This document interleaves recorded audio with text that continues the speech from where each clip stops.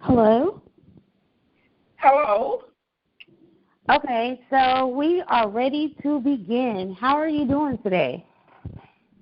Well, I'm fine. How are you? I'm good. So I think this will probably be a better conversation than we had the last time, which was a great conversation.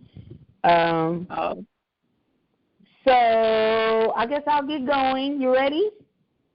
yes, as well as I'll be. I don't hear very well, and you might have to repeat your question. Okay, that's fine. And let me, Hello? yes, I'm here. Let me clarify this. You will ask me a question, and then I will talk on that question. Is that the idea? Yes, ma'am. Well, and the fact that I don't hear very well, so I might be saying repeat it quite often. Okay, that's okay.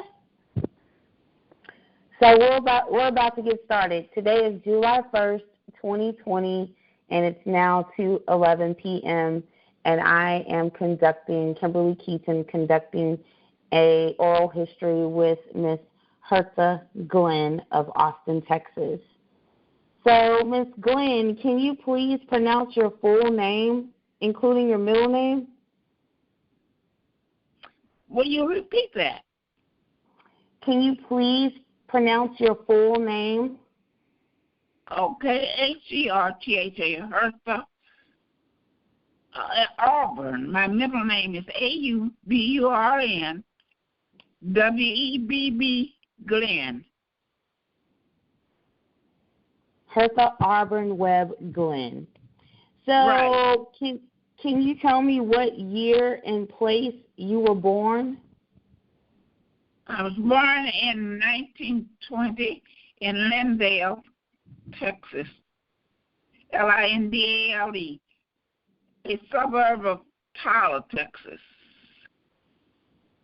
Oh, okay. Is that considered East Texas? East Texas, yes. Okay. So I know when we last spoke, you had already told me that you have one sister and you didn't have any brothers, right? Right. And can you tell me a little bit more about some of your experiences you had when you lived in Lindale, if you remember any experiences during those times with your mother and your father? Well, I don't know because they left Lindale when I was an infant, younger, not maybe 1 or 2 years old. Oh, okay. So I know very little about what I know about Lindale is what I have, after I have grown up and gone back, and that has been very limited. Okay. So when did your family move to Austin, Texas? My family, I did not move. I came to Austin, Texas in the 60s. No, it wasn't. Wait just a minute. Let me see. I suppose my sister got married and moved to Austin, Texas. And that was in about 1930, in the 1930s. And so can you tell me what – I'm sorry. Yeah.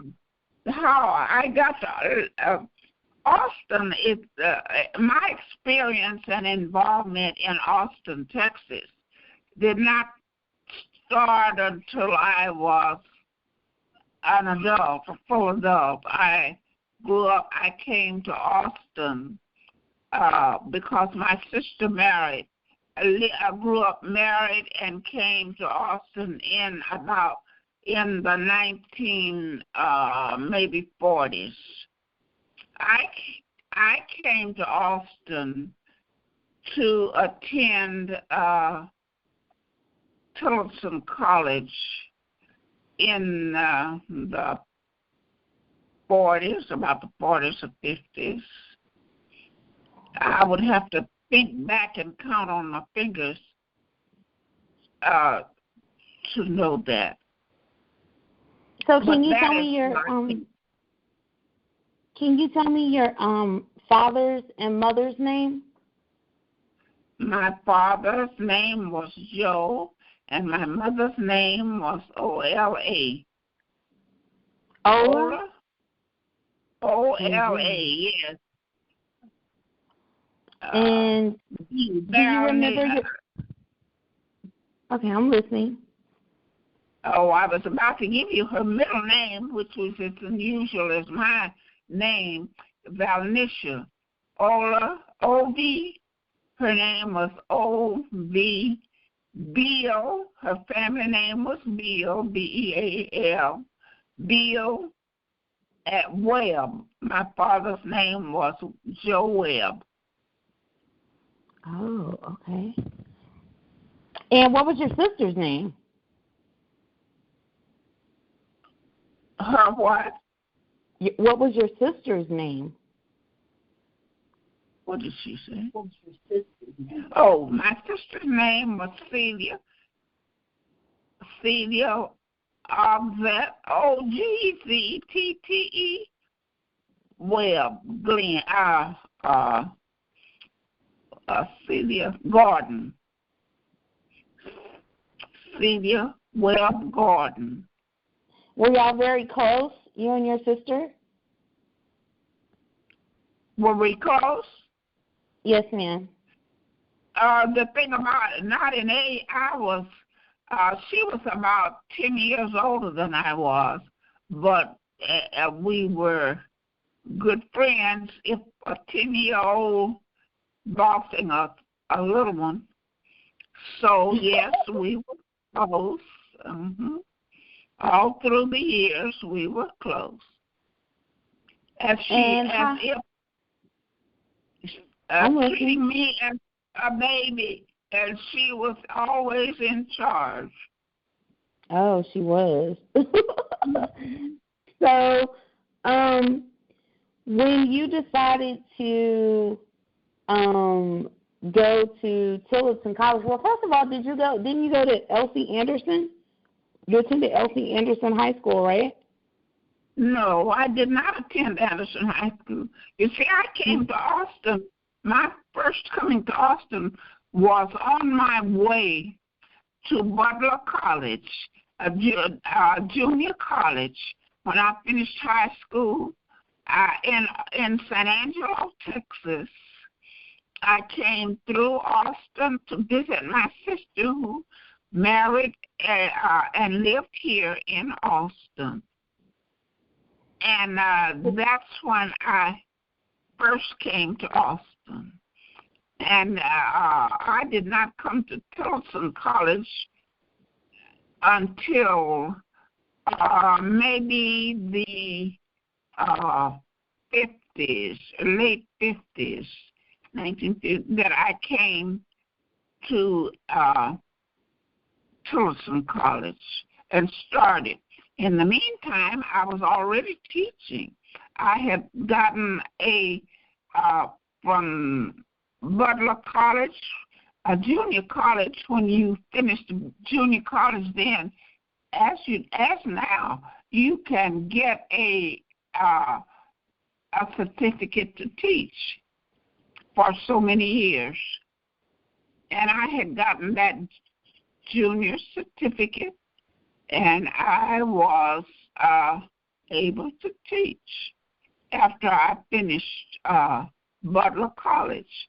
And I had taught several years when I received my bachelor's degree from Tillotson College. And when I finished Butler and started teaching, then I came to Towson College to finish my degree. And did you end up getting a higher degree? Did you get a master's degree? Yes, I had a master's degree from Prairie View A&M. I did extra work at Fisk University. Also, in Houston, Texas. What is the black college in Houston? Texas Southern? Texas Southern. I did graduate work in both of those colleges. So did you like school? Did you like being a college student? No, not in Prairie View. I received my degree, my graduate degree from Prairie View. But the other two that I mentioned were the extra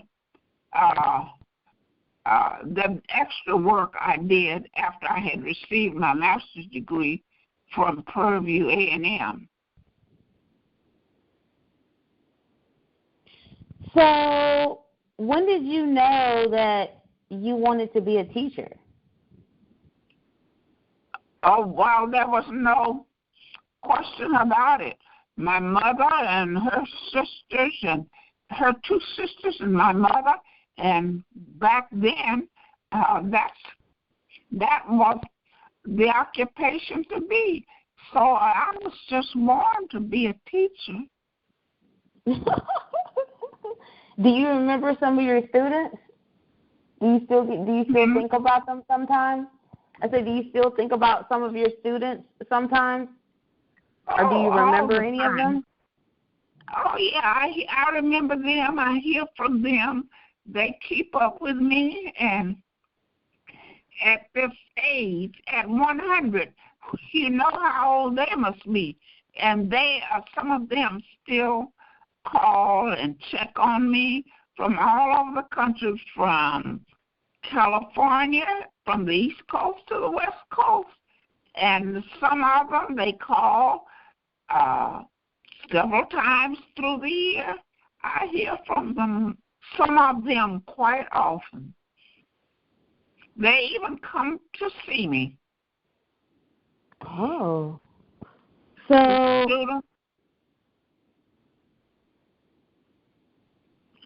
do you like light up when you see them when they come by to spend time with you? Well, of course, I really enjoy seeing them and hearing from them. And even here, since I've been in Austin, since I have moved to Austin and been here, there are these young people who have grown up that I have known, the children I have taught, who were in high school when I came and now are senior citizens. Not only that, people that I taught in elementary school, when they were in elementary school, when I first started teaching, I hear from some of them all the time. They keep up with me. I'm in touch from the first school I taught in to now. And what's the first school you taught in? Huh? What's the name of the first school that you taught in? McCamey High School, Dunbar High School, McCamey, Texas, West Texas. Oh, and what's the name of the school again? Wait a minute. That wasn't the first. The first I taught in was in Colorado City, Texas. That's in West Texas, too. That's where A.D. John Wallace, the first rancher in Black Rancher, that was his hometown. I taught in the school that is named for him, and his daughter was the principal at the time I taught there. Of course, he had been dead for a long time because she was an older woman, but that was back in history, West Texas, it's just been a little less than maybe more 100 years ago that the Indians were not fighting in West Texas, that they didn't have soldiers out there. In fact, the black soldiers first had were when they went into the service. Just a minute. Oh, when they went in, that's where they were placed along. They were in San Angelo at Fort Concho, and that was the dividing line between civilization and the Indians. That's what my hometown, San Angelo, Texas. And so that was, I forgot my train of thought. Anyway, that is where one of the first places I taught mechanics. And what did you teach at in Austin? What are some of the places you taught in Austin? Oh, I taught at Anderson High School and John H. Reagan. Shortly after Reagan was built, I guess about the second year Reagan was built, I started teaching there. That was an integrated. That's when that was during integration. Anderson High School was the black high school here in Austin. With the beginning of integration and all, I was transferred to Reagan High School. And so how was your experience at Anderson versus Reagan? Repeat the question. How was your experience at Anderson High School versus Reagan High School? Well, the problem was the same. Students learning their lessons and realizing that even though I was not as old as many of the teachers there, that I knew what I was doing and I meant business, so there was not that much difference, really.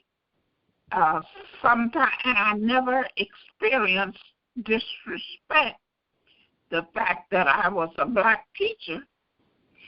Interesting thing is, I have my heart specialist. I taught him American history at Reagan High School. I run into people I have taught from Reagan quite often, black and white. Also Anderson High School. Many of my Anderson High School students. And that is the fun of living, is recognizing them, and they're recognizing me. And that is, I think, that is what has helped me to live along with God's plan as long as I have. It has been such an interesting experience, and the friends that I have met and keep, and all of that. And that goes along with my schools, ex-school students, those that I know and knew. I have enjoyed. So you said you've enjoyed it? Oh, yeah. I've said I've enjoyed my life, yes. And so tell me about one of the times when you fell in love. Do you remember that, the first time you fell in love? I'm wondering about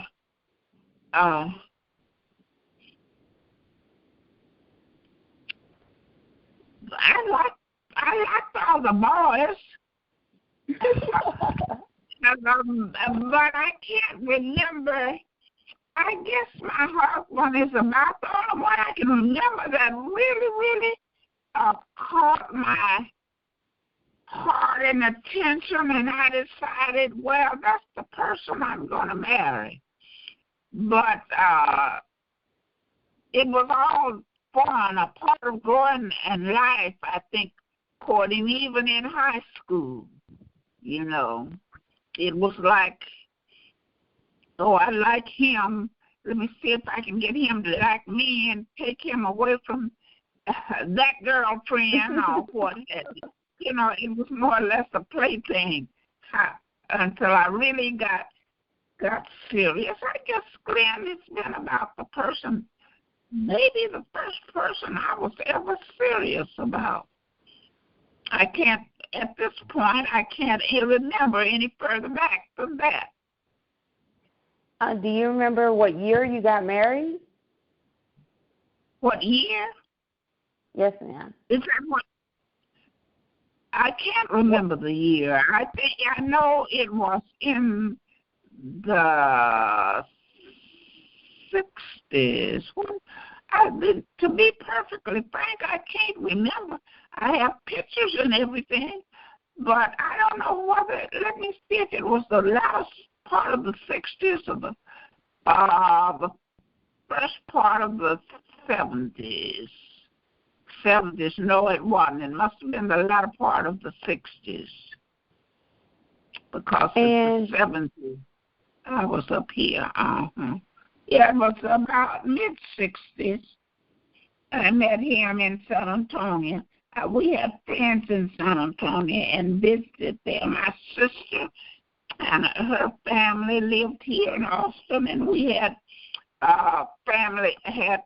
friends in San Antonio, and we would visit them, and that's where I first met him, in San Antonio. He was stationed at one of the bases there in San Antonio, and that's where I met him. What was his name? He's deceased. He has been deceased for how many years? At least. This is the 70s. When did he 70? Oh, S-I-M. Funny name. Sam Glenn was his name. Sam Glenn? Okay. S-I-M. I don't know where he got it. Yes. He didn't have a middle name. And so did y'all decide, you decided you didn't want children? Did he not want children either? We didn't decide. We just didn't have any children. I guess it was just, I was full grown and he was full grown, but children was not one of the things that I had so many children around me and were mine. I never thought of having children. And then I guess the other reason I didn't think of having children was that I didn't like to cook. I didn't like to do any of the things required for taking care of children. And not even taking care of a house. I think I was kind of lazy. I was spoiled. I was in my family anyway. And my mother had reared, with my sister, she had reared a cousin who was along with my sister, and they were at least 10 or 11 years older. So I grew up being spoiled. And I guess at least I didn't have to do a lot of things because they were in between and they did that. They did those things. And I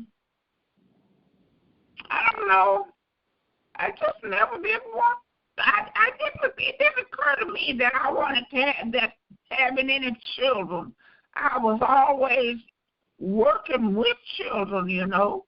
and I didn't have to cook for them. I didn't have to.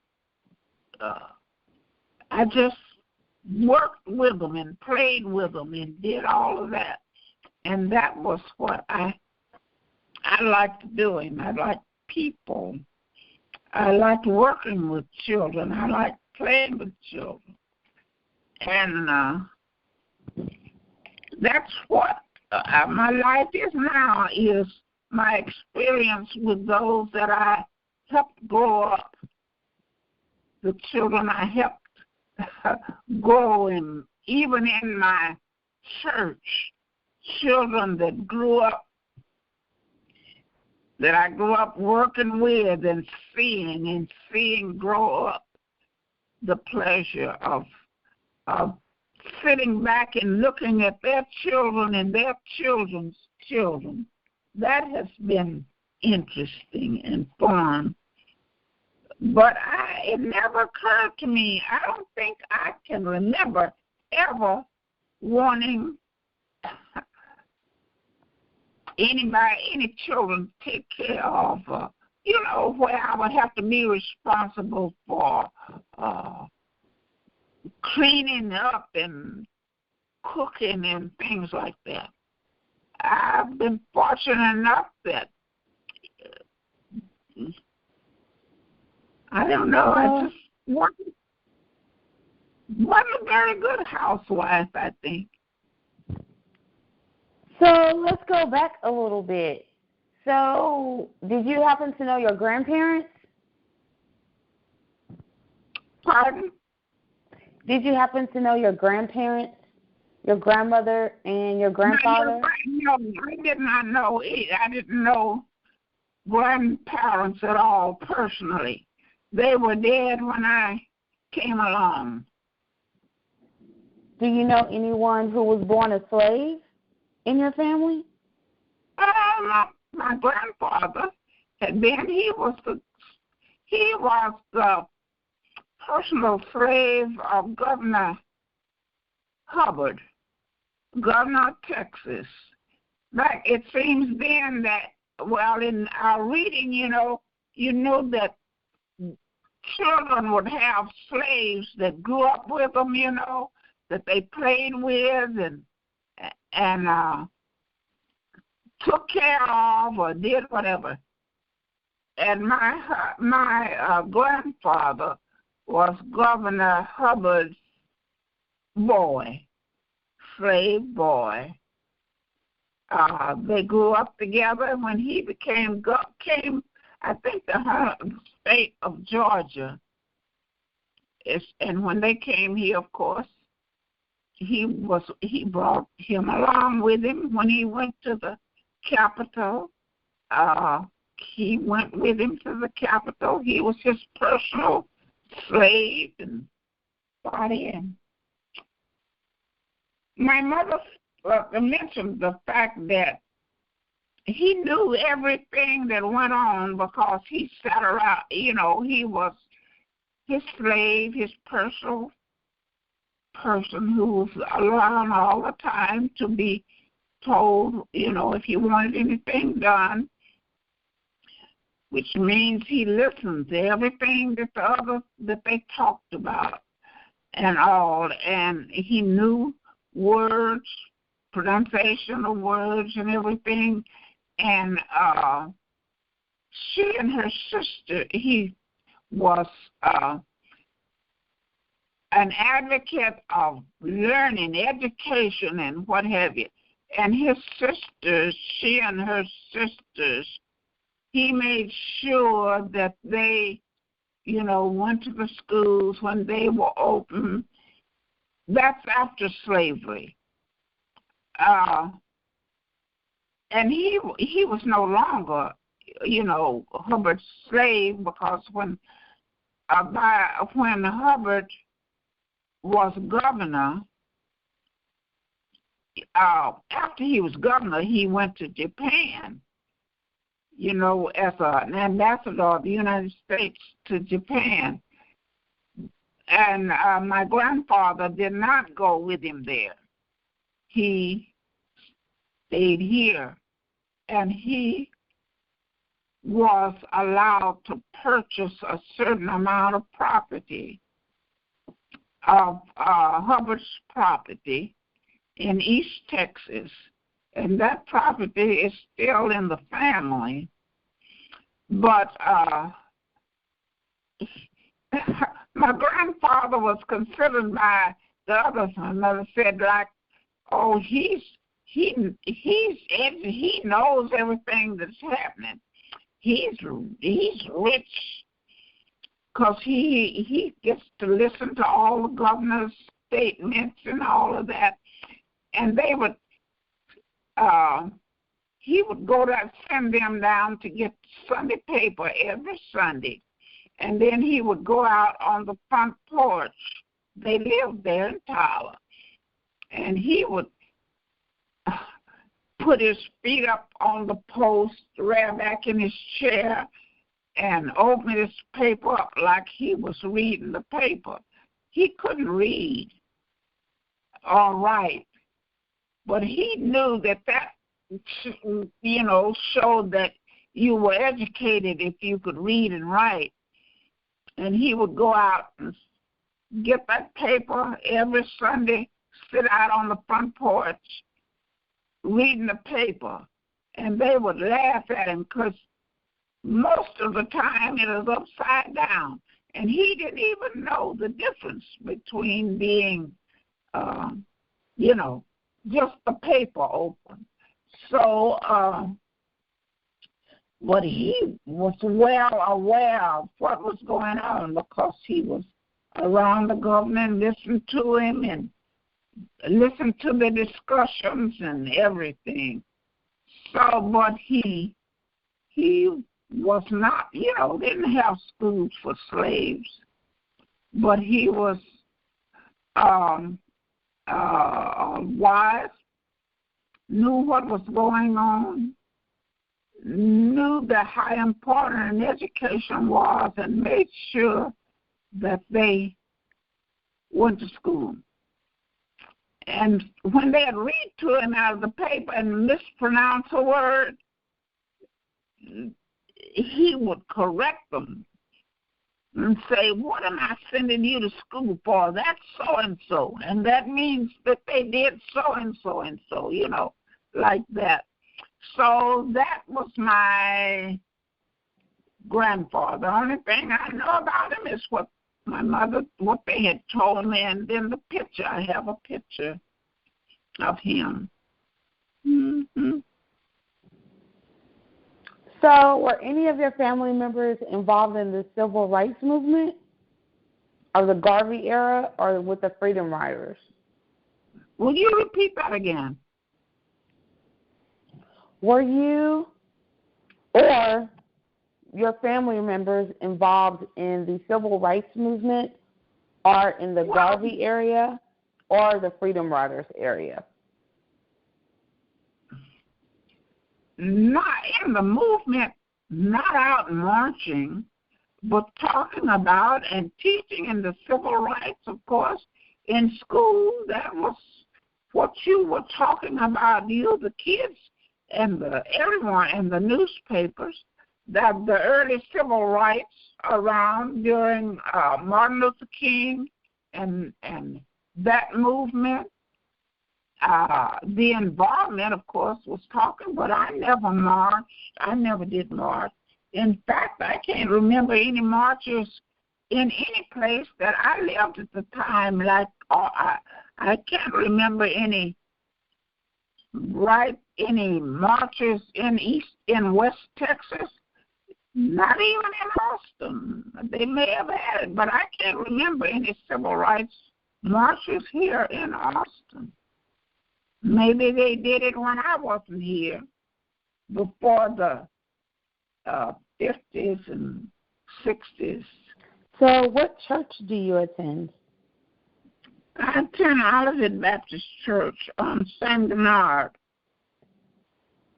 And how long have you been a member?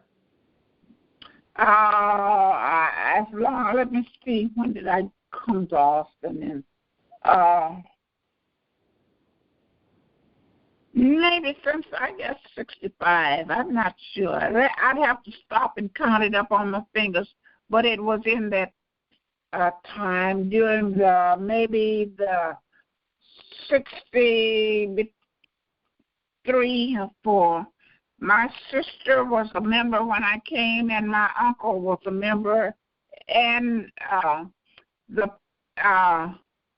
just the reason that's where I would go also. The pastor who had been at San Angelo, my hometown, had been called to this church some years before. Of course, I think he was dead when I came. But anyway, he had been pastor of the church, and just automatically I would have joined that one. I joined San Olivet. And did you serve in the church? Were you on the usher board, or did you sing in the choir? I'm sorry. Ask that question again. Did you serve on the usher board, or did you sing in the choir? Oh yeah. I at one time, I didn't serve on the usher board. No, I was superintendent of I worked with the Vacation Bible School. That was the most part that I did. At one time, I sang in the choir. I played for a church here for some time, but that was First Baptist Church. I played the organ at First Baptist Church, I guess for a year or two. Anyway, and that's it. I don't know I don't think I ever played at all of that. So, what are some of the organizations that you're a member of? Well, I'm a member of Beta Psi Omega chapter of Alpha Kappa Alpha. I am a member of the Douglas Club. I'm a member which is also a member of the National Association of Women's Clubs. I am a member of, did I say Top Ladies of Distinction? Top Ladies, TLOD. I think that's all of the, Friendship Bridge Club. I think that's about all that I have my name on. There might be some others that I don't remember. I'm not attending now since, I have not been able to get around. Many of I'll keep up my membership, but I don't attend regularly. Only their special activities that they pick me up and do. Douglas Club. You know about Douglas Club. Yes, ma'am. I'm a member. You're a member of Douglas Club, yes. I was a member of Douglas Club. Now, that was the first organization that I was a member of growing up in San Angelo. Douglas Club is a member of the National Association. Then it was called the National Association of Women's Clubs. And that was the social organization in San Angelo.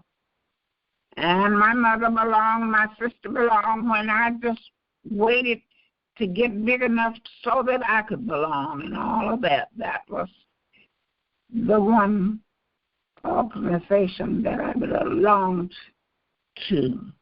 When I came here, of course, Douglas Club was a member of that association and of that national organization, and so I joined that.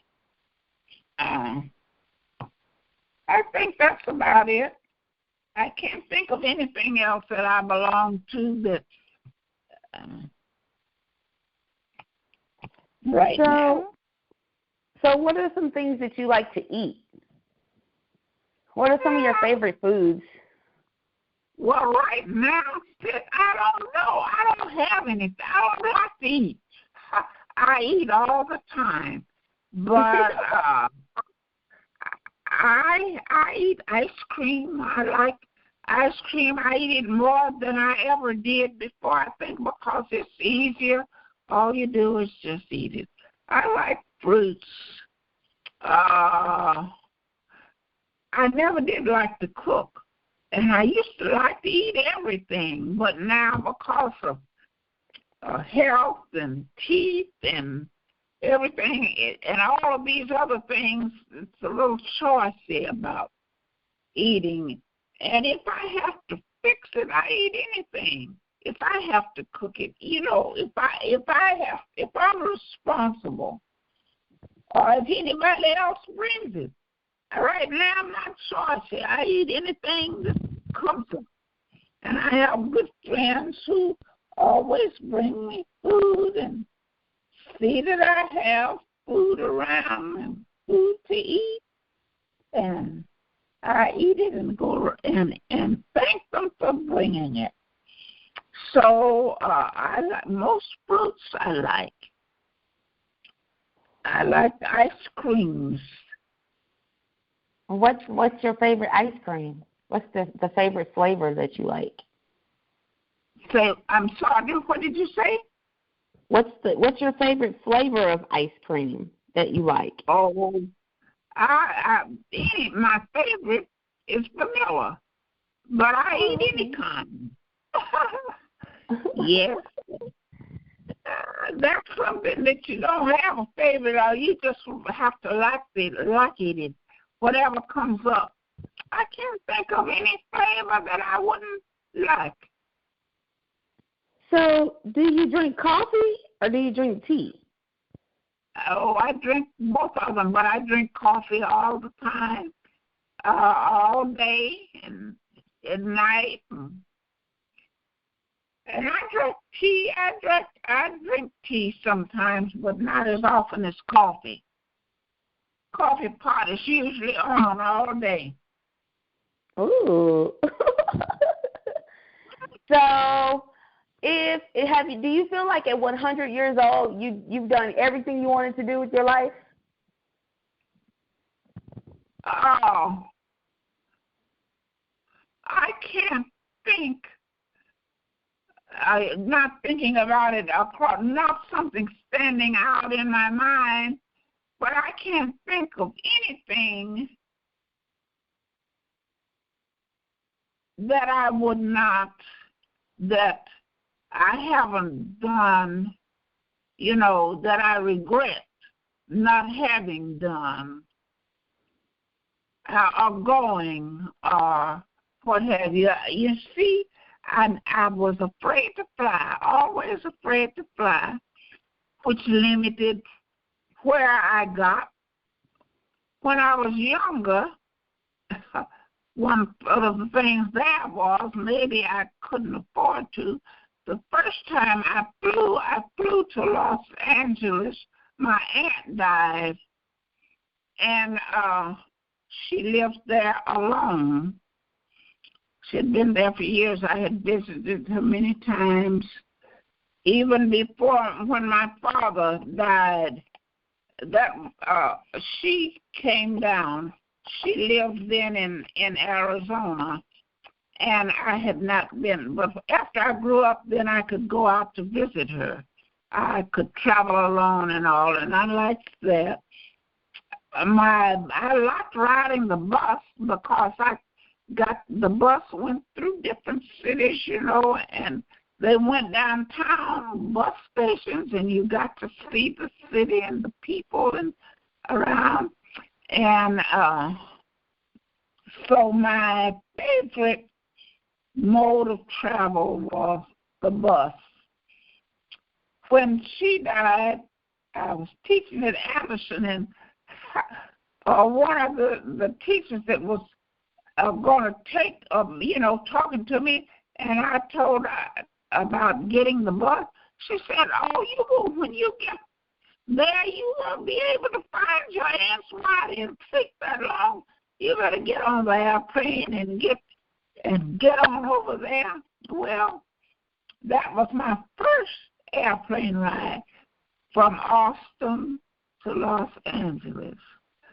And I had them laughing because I said, oh no, I was afraid the whole time I was flying there. So flying was not my favorite mode of transportation. The only other time I flew, I went to a meeting in Miami, and my husband, who was in the Air Force, and we got ready to go, and I, again, was looking for this, what the train or bus to Miami, and he said, I'll go to you can fly there, and you get there, meeting will be over when you get there going on the bus. He was making a joke. And I said, if I didn't have to go up and go down, see if I get on the plane here, I'll have to go down in Dallas and come up again to go down when I get to Miami. And that was my excuse.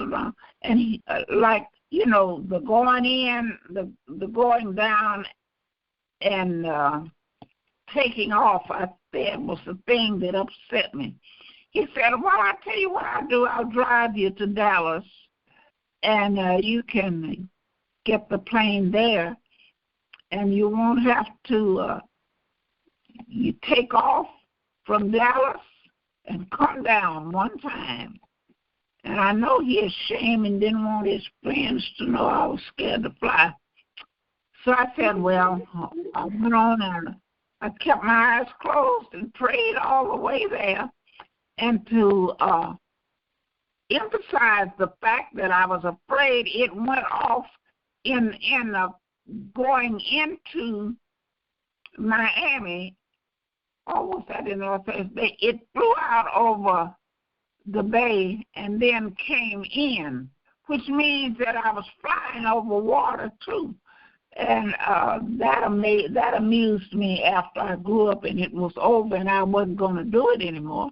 But I laughed the fact that I was being so afraid, and there I was out over the water anyway, coming back in. But that was my mode of transportation. You see what I have done? I have lost my thought. I think you're doing. I think you're doing a good job. So, did you get to vote for President Obama? Did you get to vote for President Obama? Did I do what? Did you get to vote for President Obama? How did it feel to vote for him? Oh, it was wonderful voting for the first black president. And that was a pleasure. And another little thing that you didn't ask that this question leads to my thoughts of is the fact that they are tearing down all of them. To me, I am not looking at the fact that slavery and all of this, you see, they're tearing down all of these monuments of these men and destroying all information about the South and what happened. That's destroying history. People coming along will not know. It happened. Tearing it down is not going to destroy the fact that it happened. And you young people need to know that it happened. And you need to see Robert E. Lee's statue there. so that you can pass by and say, okay, what do you think about it now? We are free. We're being President of the United States. We're being everything that you have been being, regardless to how you feel about it. So I don't agree with destroying the South. The South was an actual part, is an actual part of the United States. And those who were tearing it down, their grandparents were the ones that made it what it was. So I don't agree with that. What I see going on now, I don't agree with them destroying history just because it was bad.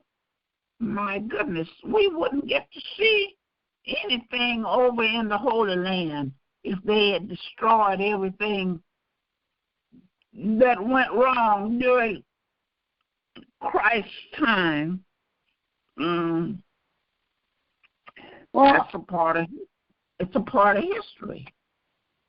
And I don't know what I feel like that, because history is my subject. It's the thing that I like. It's the thing that I taught and enjoy reading. I enjoy now and following.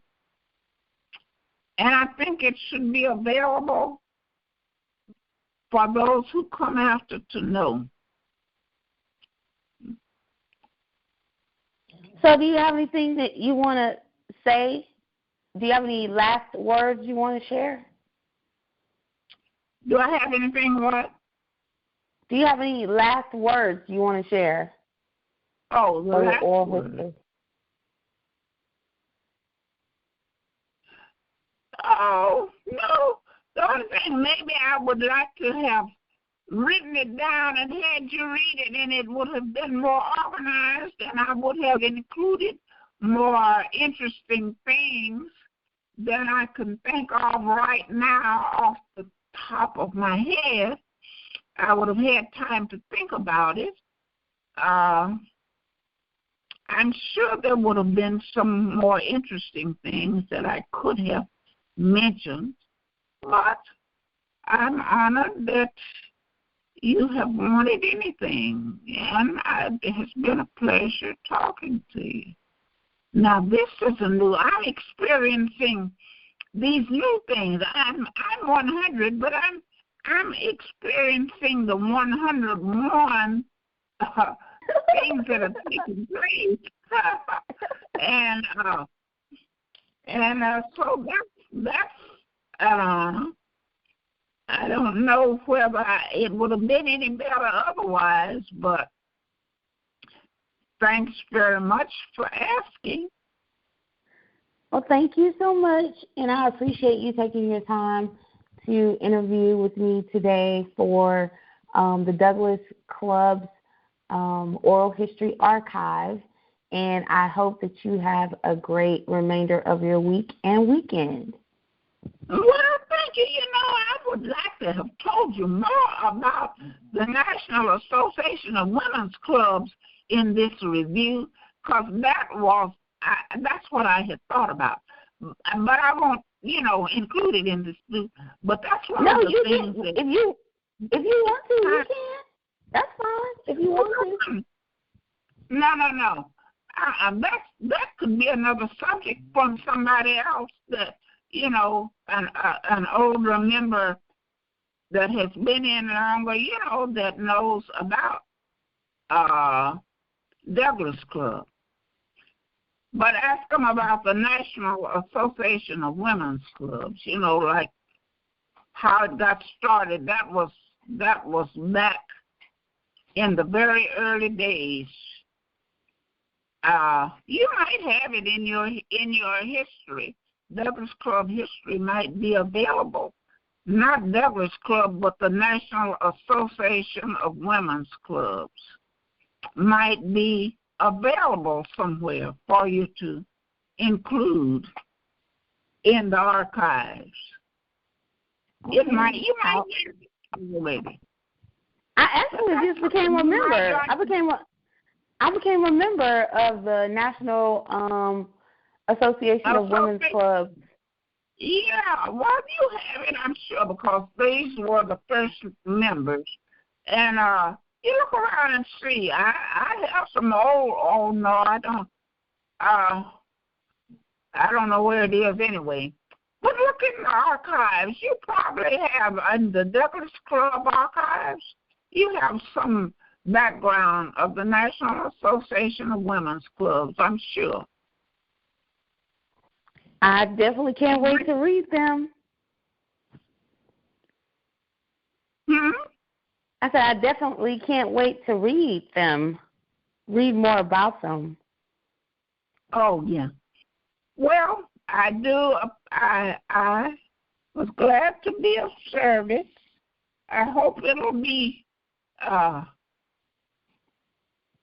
understandable anyway. Oh, yes, it will. You did a good job. Okay. Okay. And I hope to meet you, too, sometime soon. I hope to see you again. Okay. Very good. Okay. All right. Well, you have a good evening. Bye. Bye.